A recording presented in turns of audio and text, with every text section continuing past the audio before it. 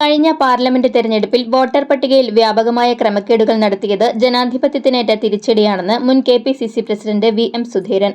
Parliament തെരഞ്ഞെടുപ്പുമായി ബന്ധപ്പെട്ട് ഓരോ ദിവസവും പുതിയ അപാകതകൾ പുറത്തുവരുന്നു. ജനാധിപത്യ വിശ്വാസികൾ വോട്ടർ പട്ടിക പരിശോധിക്കുന്നതിൽ ജാഗ്രത പുലർത്തണമെന്നും BJP സ്ഥാനാർത്ഥി സുരേഷ് ഗോപിയുടെ വിജയത്തിനു വേണ്ടി തൃശൂരിൽ പോലും അനേകം പേരുകൾ വോട്ടർ പട്ടികയിൽ തിരികെ കയറ്റി എന്ന വാർത്ത ഞെട്ടിപ്പിക്കുന്ന സംഭവമാണെന്നും അദ്ദേഹം അഭിപ്രായപ്പെട്ടു.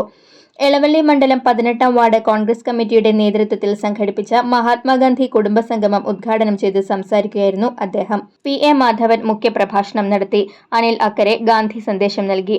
വാർഡ് പ്രസിഡന്റ് KM ജോർജ് അധ്യക്ഷത വഹിച്ചു. DCC സെക്രട്ടറിമാരായ PK Rajan, Siju Pavaratty, block Congress committee president CJ Stanley, mandalam president Prasad Vaga, Varghese Manathil, AD Saju, Lissy Varghese, Sundaran Karumathil എന്നിവർ സംസാരിച്ചു.